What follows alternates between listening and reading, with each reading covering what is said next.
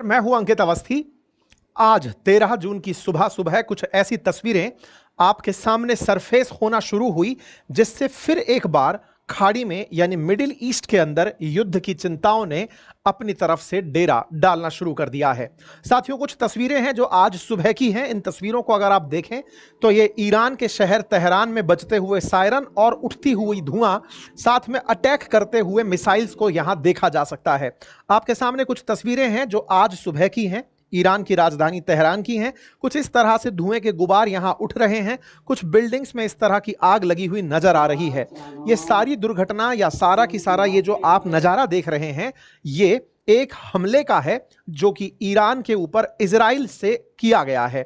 Israel ने अपने fighter jets के माध्यम से इस तरह से यहां पर बड़ी संख्या में मिसाइल के हमले किए हैं और इन मिसाइल हमलों से ईरान में वो सभी ठिकाने जो कि परमाणु हथियार रखने के काम आते थे या फिर जिन जगहों पर परमाणु साइंटिस्ट या फिर ईरान के टॉप सैन्य अधिकारी रहते थे, उन्हें निशाना बनाया गया। एक के बाद हुए इन एक धमाकों ने इस ईरान के टॉप कमांडर्स को खत्म कर दिया है।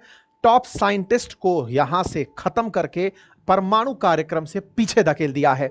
इजराइल ने यह सब कारनामा क्यों किया, कैसे ये सारी पटकथा लिखी गई, सारी बातें डिटेल में बताएंगे। लेकिन फिलहाल ये तस्वीरें ये बताने में पर्याप्त हैं कि ईरान पर इजराइल ने ये जो हमला किया है, ये हमला केवल उसको धमकाने के लिए नहीं था, अपितु यहां पर पूरी तरह डिसाइसिव तरीके से नुकसान पहुंचाने के लिए था, क्योंकि इनके आर्मी के चीफ कमांडर जो हैं वो इसके अंदर मारे जा चुके हैं। ईरान के जो टॉप लीडर कमांडर हैं सेना के, वो इस हमले के अंदर मारे जा चुके हैं। ये तस्वीरें हैं जो बयान करती हैं कि कितना प्रिसीजन से उन बिल्डिंग्स में हमले किए गए जहां पर किसी के पाए जाने की आशंका थी। कहीं कोई वैज्ञानिक निवास कर रहा था, कहीं कोई सैन्य अधिकारी रह रहा था। उन क्षेत्रों को यहां पर टारगेट किया गया है। कुछ इस तरह के नज़ारे देखने को मिले हैं जिसके के अंदर खंडर और उसके बाद बिखरे हुए चीज़ें आपको यहां पर दिखाई दे रही हैं। तस्वीरें बयान कर रही हैं कि किस तरह से हमला हुआ है, किस तरह से हमला हुआ, कहां हुआ, सारी बातें आज के सेशन में आपको डिटेल से मैं बताने जा रहा हूं। यह रहा ईरान और ईरान के अंदर दिखाई दे रहा है तेहरान। ईरान है कहां? तो पर्शियन गल्फ के उत्तर में यानी कि फारस की खाड़ी के उत्तर में ईरान स्थित है। कैस्पियन सागर से यह बॉर्डर कनेक्ट करता है, उसके ही नजदीक तेहरान स्थित है। ईरान और इजराइल की दुश्मनी पुरानी है और इस दुश्मनी का असल आधार केवल यह है कि ईरान न्यूक्लियर वेपन विकसित कर रहा है। इजराइल को लगता है कि वो इस न्यूक्लियर वेपन को सीधा उपयोग में इजराइल पर ही लेगा।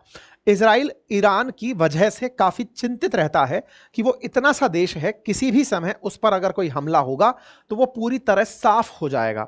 ईरान जिस तरह से उसे धमकाता रहता है, जिस तरह से इजराइल के खिलाफ आतंकियों को तैयार करता रहता है, ऐसे में इजराइल ने अपने आप की सुरक्षा में ईरान पर ही हमला कर दिया है। नेतन्याहू के द्वारा किया गया यह हमला ट्रंप की प्रेजेंस में हुआ, ट्रंप के कहने पर हुआ या नहीं, और अगर ऐसा है तो फिर खेमनेई के साथ ट्रंप की चल रही वार्ता का क्या हुआ, क्योंकि लगातार अमेरिका ईरान के साथ नेगोशिएशंस में इन्वॉल्व था।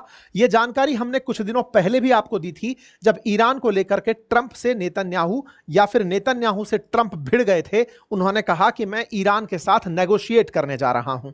तो क्या इजराइल ने भी इस बार ट्रंप को बाईपास कर दिया? क्या अमेरिका की किसी भी बात को नहीं माना? क्या ट्रंप ने अपने प्रभाव को मिडिल ईस्ट में खो दिया? ये सारी बातें आज के सेशन में होंगी। फिलहाल के लिए सब तरफ हेडलाइंस यही हैं कि इजराइल ने स्ट्राइक कर दिया है न्यूक्लियर प्लांट को ईरान के अंदर। ये न्यूज बनती है, Israel carries out strike targeting Iranian nuclear military sites. ये हेडिंग है। इसके साथ साथ हेडिंग ये है कि इनके टॉप रेवोल्यूशनरी गार्ड के जो चीफ थे, जिनका नाम हसन सलामी था, जैसे पहले हुसैन सुलेमानी था, कासिम सुलेमानी था, उन्हीं की तरह जो उनके पद पर व्यक्ति था जिनका नाम था हुसैन सलामी, वो इस हमले के अंदर मारे जा चुके हैं। ये यहां की फिलहाल हेडलाइंस हैं, कुछ मिनट पहले के ये अपडेट्स हैं।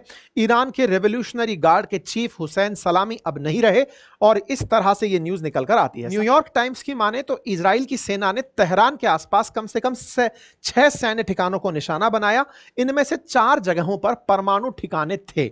ईरान की सरकारी मीडिया ने भी इसकी पुष्टि की है। इजरायली हमले में इस्लामिक रेवोल्यूशनरी गार्ड कॉर्प्स यानी आईआरजीसी के कमांडर हुसैन सलामी की मौत की पुष्टि हुई है।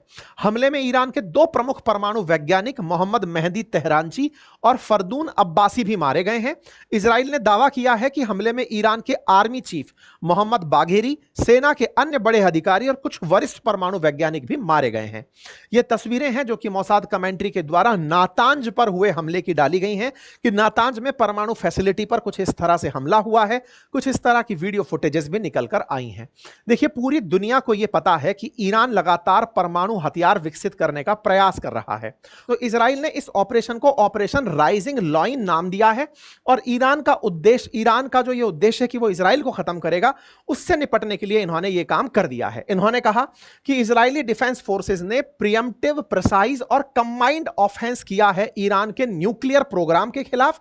यह सुबह 6:15 बजे इन्होंने अपनी तरफ से जानकारी दी। आईडीएफ की तरफ से स्पोक पर्सन बाहर आए और उन्होंने साफ साफ अपनी तरफ से कहा, हमें पता था कि उन्होंने न्यूक्लियर बम बनाने का सारा सामान इकट्ठा कर लिया है। अगर हम उन पर कार्रवाई नहीं करते तो ऐसे में हमारे ऊपर वो लोग बम गिरा देते। हमने अपनी सुरक्षा में उन पर कार्रवाई कर दी है। नेतन्याहू निकल कर आते हैं। नेतन्याहू सुबह 7:15 बजे अपना ट्वीट डाल देते हैं, कहते हैं कि इसका कार्यक्रम का नाम राइजिंग लॉइन रखा गया है और इस राइजिंग लॉइन कार्यक्रम में हमने केवल एक ही काम किया है और वो काम है इन लोगों को निशाना बनाना। और निशाना कैसे बनाया गया वो सर्वविदित है, आप सभी लोग अच्छे से जानो, देख रहे हैं। खैर, इस बीच में दुनिया भर से प्रतिक्रियाएं आना शुरू हो जाती हैं। प्रतिक्रियाओं में न्यूज ये चलने लगती है कि इनके सारे टॉप ऑफिशियल्स इजराइल ने खत्म कर दिए हैं। एक एक करके नाम निकल के आना शुरू होते हैं। ईरान के चीफ ऑफ स्टाफ थे मोहम्मद बाघेरी, इनको एलिमिनेट कर दिया गया है, यह न्यूज निकल कर आती है। यह वो व्यक्ति था जिसको अमेरिका और कनाडा ने प्रतिबंधित किया हुआ था। ऐसे ही चीफ कमांडर जो ईरान का रेवोल्यूशनरी गार्ड है हुसैन सलामी, जैसे पहले कासिम सुलेमानी हुआ करता था, ऐसे ही हुसैन सलामी था जो उनकी जगह आया था, उसको इन्होंने मार गिराया है। अगर आप तस्वीरों में देखोगे तो अंदाजा लगा दोगे कि ये और ये दोनों एक ही पद पे थे। ये मेजर लेफ्टिनेंट हुआ करते थे, मेजर जनरल हुआ करते थे सेना में, यहां पर रेवोल्यूशनरी गार्ड में। पहले कासिम सुलेमानी को मारा और हासिम सलामी को मारा। इस हासिम सलामी को मारने की, आप इसके हासिम सलामी की मतलब व्यक्तित्व को ऐसे पहचान सकते हो कि ये बहुत करीबी आदमी था। मतलब जब भी ईरान की तरफ से कभी कोई धमकी आती थी तो सबसे पहले चर्चाओं में यही आता था। ठीक है साहब, इस तरह से इन्होंने इनको मारा। इस बीच में इन दोनों की क्या बातचीत चली, उस बातचीत का अंदाजा आप इससे लगा सकते हो कि अमेरिका फिर एक बार डर गया। ये आज सुबह का ही ट्वीट है, 13 तारीख का ही आज सुबह का ट्वीट है, जिस समय इजराइल कह रहा है कि हमने ईरान पर हमला कर दिया है। आप जानकर सरप्राइज करेंगे कि सेक्रेटरी मार्को रूबियो अमेरिका की तरफ से क्या बोल रहे हैं, पढ़िएगा। Tonight, Israel took unilateral action against Iran. We are not involved in a strike against Iran. हम involved नहीं हैं. And our top priority is protecting American forces in the region. इस क्षेत्र में अमेरिकन्स की सुरक्षा करना हमारी प्रायोरिटी है. Israel advised us that they believe this action was necessary for its self-defense. President Trump and the administration have taken all necessary steps to protect our forces and remain in close contact with our regional partners. Let me be clear. Iran should not target US interest और personnels. यार, इससे ज्यादा डर क्या हो सकता है? पता है, कल मैंने एक सेशन किया था जिसमें मैंने आपको यह बताया था अमेरिका कैसे डरा हुआ है, कैसे पाकिस्तान को वो कह रहा है कि हमारा बहुत अच्छा पाकिस्तान मित्र बन गया है, पार्टनर है हमारा। मैंने कल आपको बताया था कि उसने एक आतंकी भेंट किया, उससे अमेरिका खुश हो गया कि हाँ साहब, इन्होंने 13 अमेरिकी मारे थे। अमेरिकियों को लेकर के इतना ज्यादा डरे हुए हैं ट्रंप कि आप सोचें कि एक तरफ 6-15 पर ये लोग कह रहे हैं हमने गोला मारा और ये कह रहे हैं भाई मैं नहीं था इसमें कहीं भी इन्वॉल्व। ऐसा क्यों डर रहे हैं ये? क्योंकि ये ईरान को बता रहे हैं कि गलती से इजराइल का बदला तुम हमसे मत ले लेना। मिडिल ईस्ट में हमारे भी बहुत सारे ठिकाने हैं, पता चले तुम हमारे आदमियों को मारना शुरू कर दिए। ट्रंप इस बार नोबेल शांति पुरस्कार लेने आए हैं। वो नहीं चाहते कि युद्ध उनकी काल में हो, वो चाहते हैं कि अमेरिका ने युद्ध रोका, तुम गलती से हमको टारगेट मत बना देना। यह विदेश मंत्री का बयान। आप इससे ज्यादा अंदाजा लगा सकते हैं कि अमेरिका किस तरह से दुनिया को अपना डर जाहिर कर रहा है कि हम डरे हुए हैं। और इजराइल खुलेआम भारत को बता रहा है कि हमने क्यों मारा। इसराइल ने बाकायदा भारत को इन्फॉर्म किया कि देखो साहब, बिल्कुल हमको जानकारी लग गई थी, इंटरनेशनल जो एसोसिएशन ऑफ एटॉमिक एनर्जी है उसने जानकारी दी थी, एजेंसी जो इंटरनेशनल एजेंसी है एटॉमिक एनर्जी की, उसने हमें जानकारी दी थी कि इनके पास में ये जानकारी है कि ये न्यूक्लियर बम बनाने वाले, हमने मार दिया इनको। भाई साहब, ट्रंप की हालत इस समय इस तरह है कि लोग ये मजे ले रहे हैं कि ट्रंप डरे हुए हैं कि कहीं दोबारा युद्ध में अगर पड़ गए हम तो अब बैंकरप्ट ना हो जाएं, क्योंकि इन दोनों के बीच में अपने आप को कैसे संभालेंगे। और दुनिया में जो ये इमेज है कि हम बड़े पंच हैं, हम लोगों के बीच में समझौता कराते हैं, हमारे को कोई मान ही नहीं रहा है। आप सोचिए, ये वो ट्रंप हैं जिन्होंने आने से पहले कहा था कि जैसे ही मैं आऊंगा गाजा और इजराइल के बीच सब शांत हो जाएगा। अब इनको आए हुए 7 महीने से ऊपर हो चुका है, कुछ खत्म नहीं हुआ है। ये वो थे जो ईरान से कहे थे कि तुमको तो हम बुरी तरह पनिशमेंट देंगे। भाई, ईरान पिट रहा है, इजराइल पीट रहा है। ये इजराइल को समझाए थे कि तुम ईरान के साथ कुछ नहीं करोगे, मैं करूंगा। भाई साहब, इजराइल फिर से इनको मार रहा है, इनकी एक बात नहीं सुन रहा है। पुतिन को फोन करके समझाए कि देखो तुम हमला नहीं करोगे, पुतिन और जबरदस्त तरीके से यूक्रेन पर हमला कर दिए। इनकी कोई मान नहीं रहा है। और हम लोग जो स्वतः माने कि हमारा कार्रवाई केवल आतंकी पर था, ये 13-14 बार क्लेम कर चुके हैं कि हमने सीज फायर कराया, हमने सीज फायर कराया। मतलब इनको केवल अब भारत से ही थोड़ा बहुत डोपामाइन मिल रहा है, अदरवाइज सब इनका लगभग छिन चुका है। खैर, अमेरिका में और भी बहुत से लोग हैं जो इजराइल के समर्थन में उतर आए हैं। पूर्व उपराष्ट्रपति उतर कर आए हैं, उनने कहा बहुत बढ़िया काम हुआ है, ये तो होना ही चाहिए था, इजराइल सही है, उसके पास सेल्फ डिफेंस का अधिकार है। बाकायदा ये डॉक्यूमेंट निकल कर आ रहे हैं कि आईएईए वालों ने ही सारी जानकारियां दी थी जिसके चलते दिक्कत हुई है। इंडिया ने ईरान में अपनी तरफ से एडवाइजरी जारी करते हुए कहा है कि इंडियंस जो ईरान में रह रहे हैं सुरक्षित रहें, किसी भी प्रकार से बाहर ना निकलें और हमारी सूचनाओं पर ध्यान दें, हम जो भी जानकारी आपको दें। पैसेंजर्स जो मिडिल ईस्ट से होकर उड़ने वाले हैं वो एयरलाइंस के साथ संपर्क में रहें, हो सकता है कि मिडिल ईस्ट में इस समय टेंशन बनी रहे। अब ईरान क्या कह रहा है देखिए, कल तक मतलब आज सुबह ईरान ने अपनी तरफ से बताया था कि हमने युद्ध का इनविटेशन नहीं दिया था, लेकिन हम पर युद्ध थोपा गया है तो हम इसका जवाब देंगे। तो इन्होंने आज सुबह जो ईरान ने ट्वीट किया वो क्या था, remember we didn't initiate it, हमने शुरू नहीं किया था। अब जब हमने शुरू नहीं किया था फिर हम पर युद्ध थोपा गया है, इसका मतलब ये आदमी धमका रहा है। ये अपनी तरफ क्या था कि कल ईरान की मिलिट्री अपनी तरफ से कुछ ऐसे ट्वीट डाल रही थी कि आवर अल्टीमेट नेगोशिएटर, इस तरह की मिसाइलें दिखा दिखाकर कल ये लोग माहौल बना रहे थे। जब अल जजीरा ये छाप रहा था कि इजराइल ईरान पर हमला करेगा, तब ईरान अपनी तरफ से दिखा रहा था कि हम कितने तेजू हैं।